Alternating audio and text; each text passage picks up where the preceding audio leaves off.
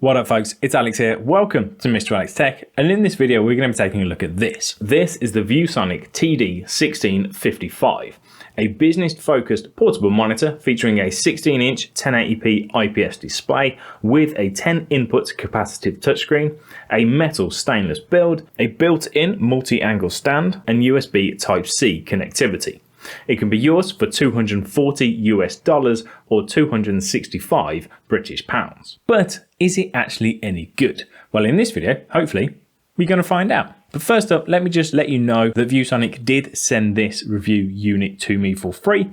However, I'm not being paid for this review, so all views and opinions are entirely my own, as they always will be.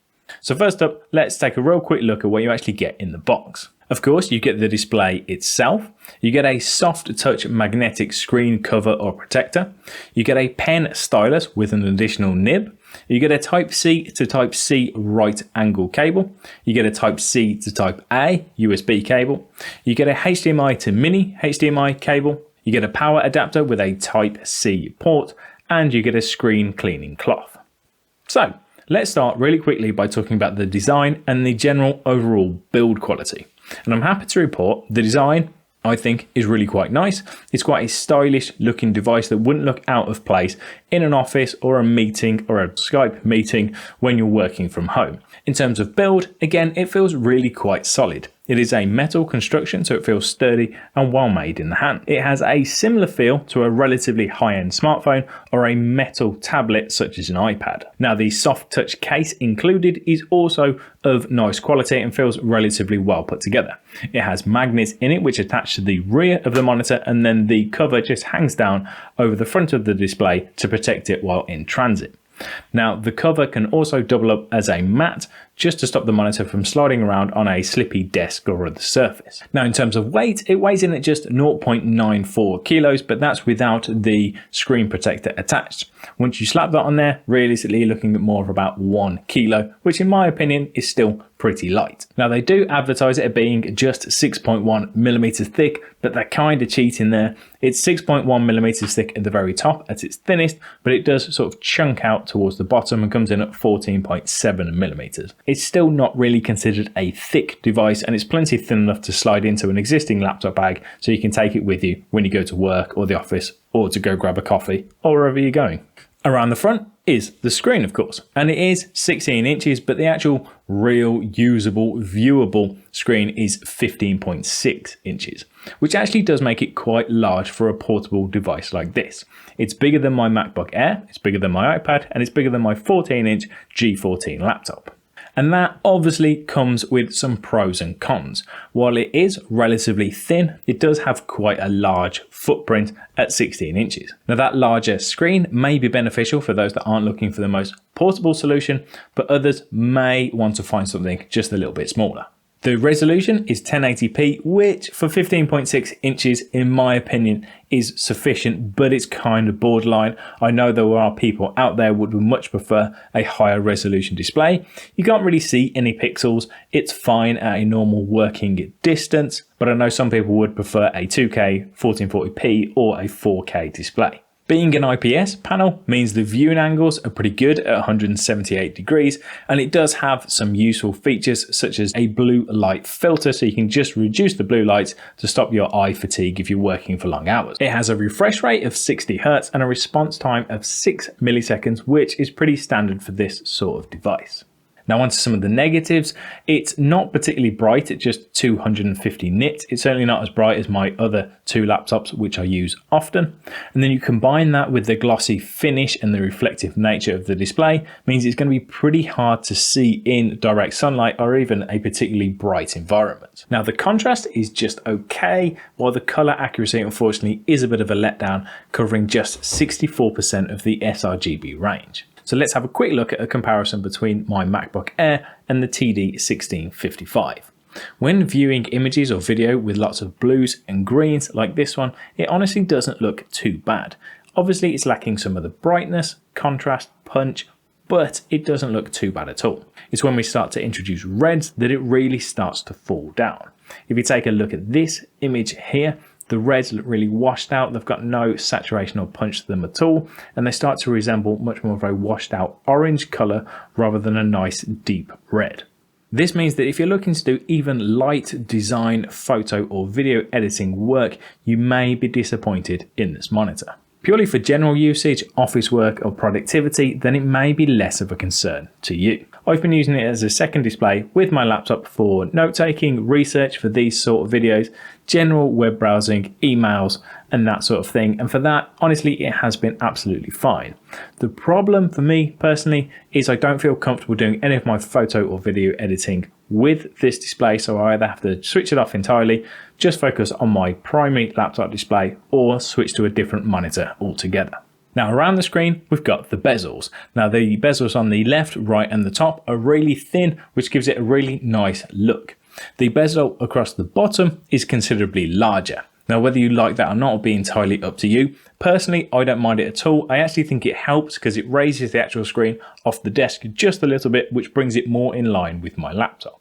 Now the display has a glossy finish to it rather than a matte finish, which does make it quite reflective and a little bit of a fingerprint magnet, as are most, if not all, glossy displays. It's rated at a 6H hardness, which is pretty comparable to most smartphones these days. It means it's tougher than your average laptop because it needs to be, because it will obviously be more exposed to the elements. Flip the device over and we've got the rear metal kickstand, which folds out easily and can support the monitor at anywhere from 20 to 60 degrees. Now it's quite sturdy and feels well made, and the hinges themselves are quite tough as well, so it won't just fold flat on its own.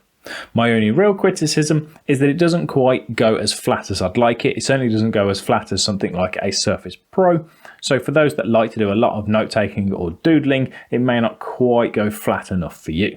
Now that kickstand will obviously support the monitor in landscape orientation, but it will also support it in portrait mode as well. Probably quite handy for any programmers out there. Now just to the side of the kickstand, we've got a small joystick.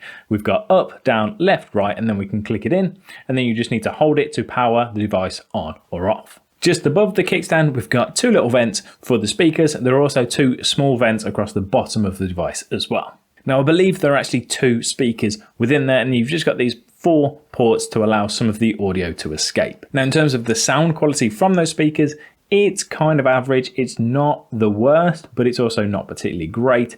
It doesn't have a huge amount of volume or bass, and it can get a little bit tinny at high volume. It will be fine for catching up on the odd YouTube video, maybe listening to some music while you're working, but it's certainly not enough to enjoy a good movie or to really get the party started. Here it is compared to some of my other devices.